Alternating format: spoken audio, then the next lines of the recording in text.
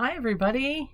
Thanks for joining me again for another prayerful pause with the pastor. Just a few minutes to think of something greater than ourselves, because it's good to remember that we're not God.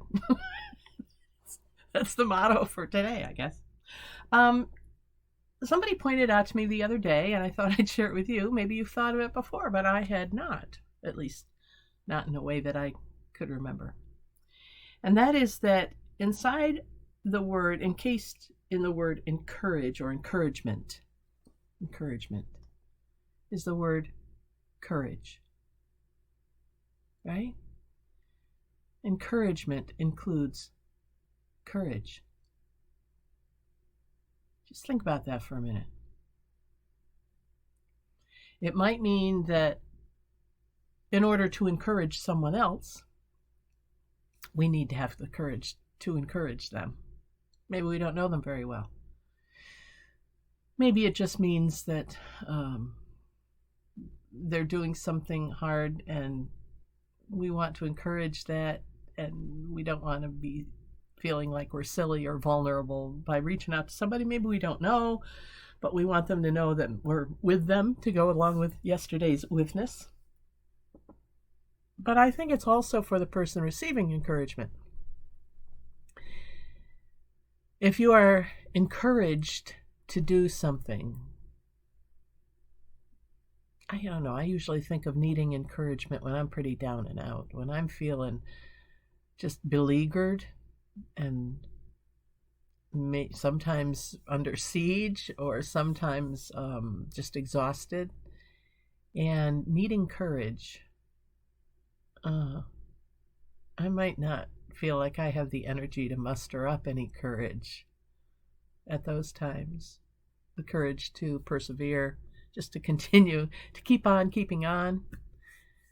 But if I get encouragement from someone else,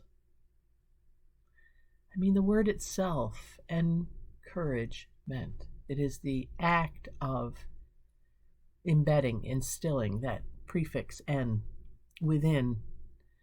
It is the act of instilling that courage, that energy into someone else.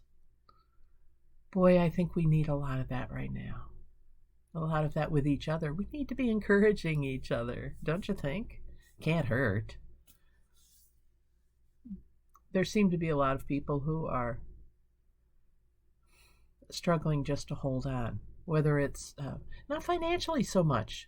I have to say, our economy seems to be in great shape for the most part. Lowest unemployment rates in, decades. I think that there is perhaps, in terms of the economy, I think there is perhaps a discernment and a new identity that are a discernment that's happening in a new identity that is emerging as to how we want to define ourselves in the workplace. Am I doing meaningful work? If not, how could I? This staying at home thing for 2 years, working from there, has changed many, many people's impressions of work, what it is, what it should be, what it could be. But we need encouragement. People seem to need encouragement to just not give up on the world, not to give up on the fact that,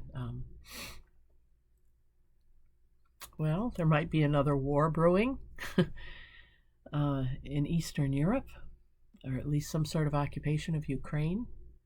Not to feel defeated by the virus, or better yet, defeated by the people who won't get the vaccines and how they're holding us all back.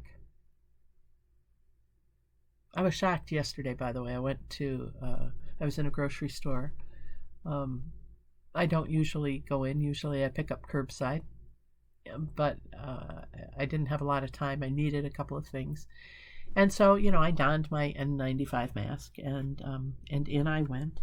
And I was heading down the bread aisle, which borders on the bulk food aisle. And as I'm there, I round the corner and some man is having not a loud conversation, but a conversation with these two people that looked to be maybe in their 20s. I couldn't tell if they were a couple or if they were professional shoppers, but they were shopping without masks. And he made some comment to them, and they weren't belligerent. I was afraid there might be some sort of upset. They weren't. And he was very polite.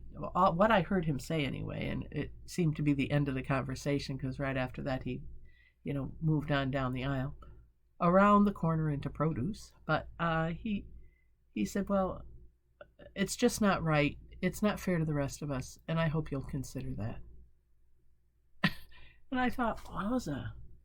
I waited for them to say something to each other after he had left. I was weighing whether or not I would involve myself to try to encourage them to wear masks, but they didn't. They didn't say any, not within my hearing anyway, as long as I was in that aisle.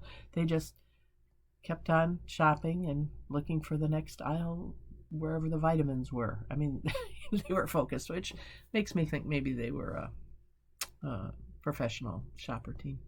But anyway, this idea of encouraging others, I think all of us could use a little encouragement right about now. You're doing a great job. Hang in there. Don't give up. This isn't going to last forever. It's okay if we don't get back to where things were. We can get to where things are better, And maybe we need to be encouraging ourselves to do that. But whatever it is, it takes courage. And not everyone sees it in that light. But if you see it in the light of courage, then many people will rise to the occasion. And they'll say, I can have enough courage to do this. And if not, we can help give them the courage through our encouragement. Okay, that's it for today. Make of it what you will. I hope you have a great day. I look forward to seeing you next time. Thanks for joining me for this prayerful pause of the pastor. I'm Pastor Deb Swift of South Presbyterian Church in Rochester, New York. And until next time, God bless. Take care, wear your mask, darn it. Get your shots. Bye for now.